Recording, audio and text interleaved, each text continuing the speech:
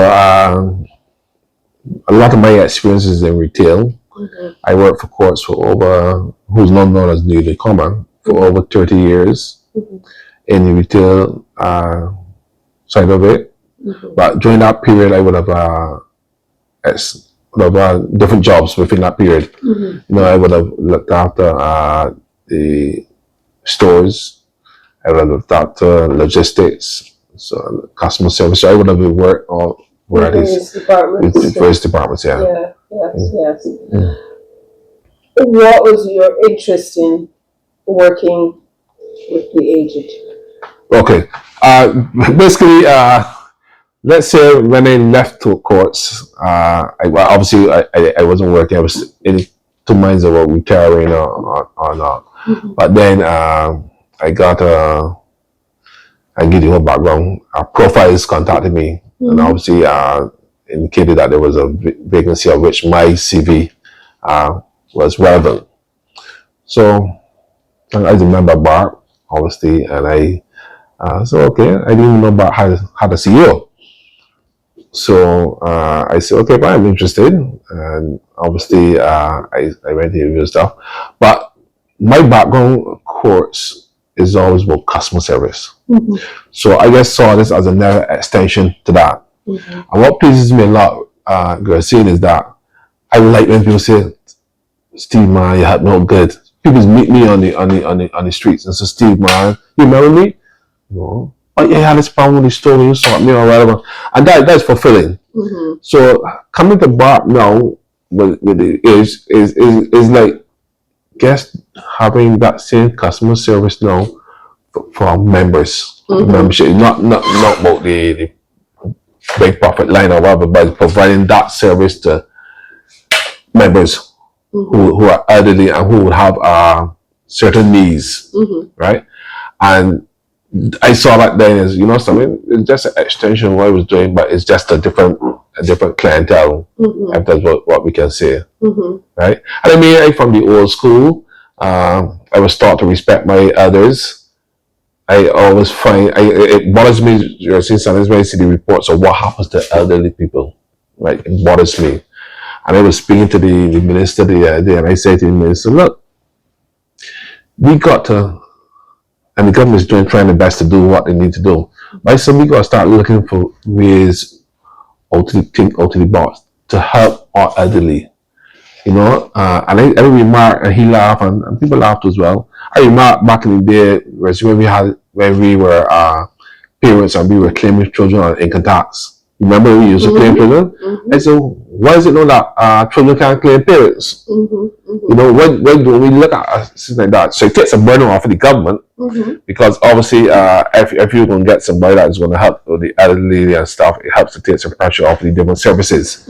But maybe that is an encouragement so that we don't get people being left at the hospital, or people being, I hate to see people on the streets, elderly people on the streets, like, what's happening. So it's a little personal and a little touchy for me too as well. So I saw it as another area, how can I help the society with this focus of mine and my mindset about how deeply I feel about the elderly people. As a member looking out, and now that I'm here, it is really possible that people just think BARP is just about discounts. But BARP is so much more. And when you look at the free clinics that we offer, I went and participated in one, and the full examination I got with Ross Clinic is like, I can believe. I guess I was like, take my weight and maybe the pressure, but I got weight, pressure, cholesterol, and then I was able to have a consult. That is not cheap, but it's necessary for elderly people who don't have the finances. But if you go to a doctor, that is at least going to run you $100. You understand? So that is an important part of the things that we do. The educational part that we do is important. So when you say look out, that's about discounts. But there's a lot more discount, and that's why we try now to tell our members. So when we do renewals now, I'm saying to the girls, when you tell somebody about renewal, tell them why. What's the benefit? Just don't tell them you're going to pay at your pay or pay in Hockey Hall. Tell the people why they're doing the renewal. So this is the benefit. Free health clinics on certain days in the month, medical health plan, motor insurance. All these things are considerable services that our members get specials on, and sometimes we're considerable savings. So you need to be able to tell people this is the reason why you want to join BARP.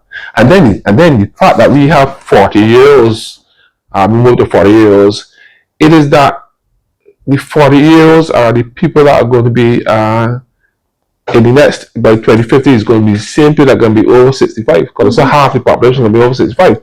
So if you involve now at 40, you have an idea and a chance to help plan what you 65 will look like. And that's why we do 40. So we don't do 40 because it's about sustainability, yeah.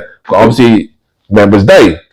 But it's more of an opportunity that when you hit 40 and you become a member of this association, you have a part to play that helps determine what 2050 will look like for you. What is going to determine when half the population is over 65, how are you going to be able to survive in that? So the 40 plus is more about that than just about sustainability in terms of numbers, right? And I said that we need to continue to work with our members to understand and to work with the public to understand. And what was the response to the 40 plus? Right, the 40 plus is growing, but to be honest with you, we need to make sure that there's two strategies. There have to be two strategies to address both groups, right? It just can't be one fix one size wrong. So what we are doing is we are looking to do different things or make different offers or different strategies that would continue to increase that number, that band, right? Because obviously it's about sustainability. Numbers do count, because at the other end, you got people that's going to obviously naturally pass away, and therefore the numbers shift. So it's trying to work with the various stakeholders to try to make sure that we can get benefits or whatever that's strategic to the age band, as opposed to having one for everybody. So that's one of the ways that we are trying to do. So that's a work in progress. Have you got a rough figure of the number 40 plus who have signed up? No, I can tell you that, but since I have been here, I have been, when you look at all the age categories, right, our base increase monthly is in 40 to 49. Right, so it's growing. It's growing. But obviously we just need to be able to sustain it. But it's a lot, and the more we do, I've only been here since July, but we have been very active. Very active. Bus rides, the radio home for BARP. Sure, we had some good souvenirs with various dental information on the health. You know, so the various things, the digital, that we trying out we open a digital advocacy center. So where our members who are not very comfortable in terms of the digital space can come to us. We have eight computers, and we can do training. And if you are already capable, but you don't have the resource, you can still come. Once you're a member and use it. So if you want to come in and fill out your income tax return, and you don't got no company, come use ours. If you want to come apply for police certificate and you don't got no company, come use ours. But we also working with people like Short Pay who did some training here, hands-on. So they launched their digital platform, encouraging people to pay online. And they did a Zoom. But we said, no, let me take it a step further. Let me invite people to come do the hands-on. And it worked well. We had a good attendance in the month of November, because they ran it in November, 3 Thursdays straight. And I started to say, well, okay, then we talk about banks. So I said, well, tell my people, let me start to contact banks. They want people to do online. Come do some practical training. We can provide a facility for our members. So all these is things that have they responded? But not all have responded. Right? We actually did show up in November. So I'm looking for this year, this period that we get some responses from them. But we want to open up those things so that our members, because it's about members, we're providing services for our members, right? And therefore, once we are able to do that and get the stakeholders being part of that drive, then members going to be good. So all this is things that you will get or have access to because you're a member of BARP. So, but what has happened now is that we were listening to our members, and our members were asking for multiple years. So, in other words, you can pay for 2 years or 3 years. So, we actually introduced that from Monday. Okay. So, new members can have either a year, 2 years, or 3 years. This week? Yeah, Monday this week starting. Yeah, that was something that we were being. That's because we still got, as you said, we got 40 plus, but we also got people that are very active, and time to come to renew every year is not necessarily practical or convenient. So I think, and we have a portal which you can sign up online too as well, right? So that's the thing. Because we obviously trying to encourage digital movements. So we have that, we can say, and then we now launch back in November the digital portal for the benefits and discount program. So what we have done, we have taken a lot of our suppliers who offer the discounts. We have actually put them on a portal, so you can now go online and see where I can get a card who's offering in the automotive space discounts to BARP members, who's in the pharmaceuticals space that's offering discount to BARP, who's in the construction phase that's all. So you can go to our new discount portal and actually do that too as well. So we obviously realize that there's a space that we need to get to, and we gotta get to our members there, so we have to provide that. So that's we launched that on 27th of November. There's a number of things that we want to do for the membership. Next year is 30 years for BARP, and therefore there's a lot of things planned. But what I think our focus needs to be is services. We need to provide the service that is going to allow our members to live with, and our slogan is live with independence and dignity. So anything that can help to achieve that is what we're going to be looking at. So I don't want to be specific in saying this is what is going to happen now, but that is the goal in terms of what we want to do. So we have as I said, the medical plan. We want to make sure we boost that to make sure is giving us what we want. We in our thinking too as well, we want to start looking at things like buying clubs.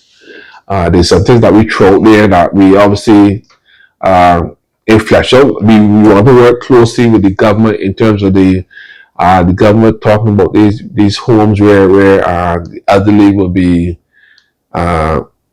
looked after.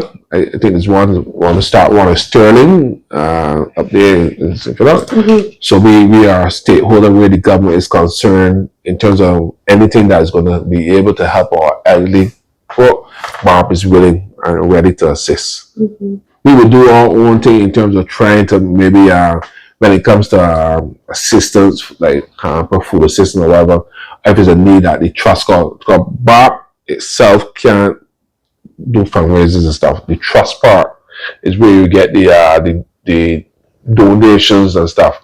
So if it's something that we can help with, we normally will challenge through the trust to obviously take it over. But we do view and I mean sometimes you're heartbroken because it's something that you just can't resolve. You know, some family disputes, some family things that happen that you said, oh man, to let this happen to your mother or a brother and sister to be so naive, so insensitive to their mother that they allow this abuse. A lot of times the abuse comes from within. And then the difficulty when it comes from and there's not much, and I know that the government is working on legislation to be able to address, but it's still somewhere off, and whatever little they have, it is not very easy sometimes to make it happen, to make the change. So you're heartbroken when you have things like that, but where is things that we can help in terms of either directing them to the right agencies or our trust being able to assist. That's what we do in terms of helping to fight this other abuse. My role and my team here is to be able to support that board with execution. So execution and technical expertise. So we are given the strategies or the vision or the board, then we as a team then comes up with the plans and the strategies to execute. That's how you see our role is. And so behind the scenes, you will see the president all the time. And I don't know that you're going to see the president because obviously that's the leader. But our role as a CEO, as my role as a CEO and the team is to keep execute on the strategies that the board directs, help to support the advocacy part of the association by providing technical expertise, research, and also what is also important is sustainability. So with the NGO, so as an NGO, you're dependent on your membership and you're dependent on donations and partnerships and stakeholders. Our role is to make sure that that's happening, right? Because at the end of the day, and people get mixed up. Because you're an NGO, that means you don't want to make money or you can't be profitable because it's about sustainability. So my job here is to make sure that we are operating in such an efficient way that as an NGO we can continue to survive. And we want to survive for the next 20 or 30 years. Because we're talking about the population being over 65 in 2050. There's got to be an association to help with those things. So my job is to be able to help this association, despite NGO, to be sustainable in what it do and efficient in what it do, so it can continue to do. I will say to you that that is one of the main drivers that we are also going to work on to make sure that we are providing the best possible coverage for our people, right? So it continues to be work in progress in terms of improving, but it's a lot more better than a couple of years ago, right? And I don't certain things it's compulsory. Once you join? No, it's not compulsory when you join. When you join, and you could join as a member, and you could say, okay, I don't want to join the medical because I on my work insurance. So it's not compulsory. What I was saying to you earlier, they would like to find somewhere where we can have people who are members, although they may have the insurance with the work, also take BARP insurance as well, so they have coverage that when they finish work. So it's not compulsory, right? So you could be a member and not a member of the medical and not have the medical, right? So it's not compulsory, but it is about our responsibility as BARP for our members to make sure that we're getting the best possible deals for the insurance, right? That is prime, right? And I tell you, sometimes we need to say yeah and nay. And I mean, sometimes you know who the insurance companies are. Sometimes they don't like to hear the nay. But anything that's going to affect our members, we got to keep noise. We've got to keep noise.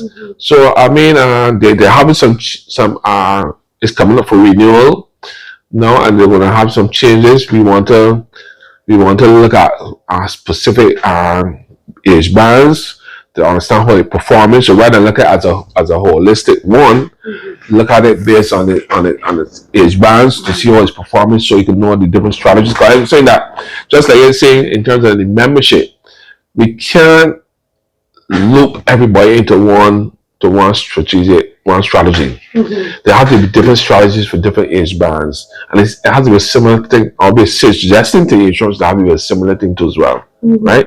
But I would say that is a lot settled in terms of the medical.